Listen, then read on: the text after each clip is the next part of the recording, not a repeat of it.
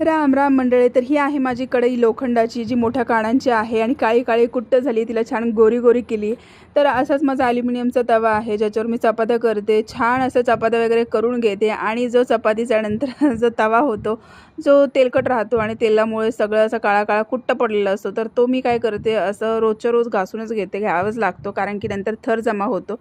तर मग मी काय करते, छान असं कॉटनचा कपडा घेते खाली, का तर जोर लागावा तवावरती घासण्यासाठी.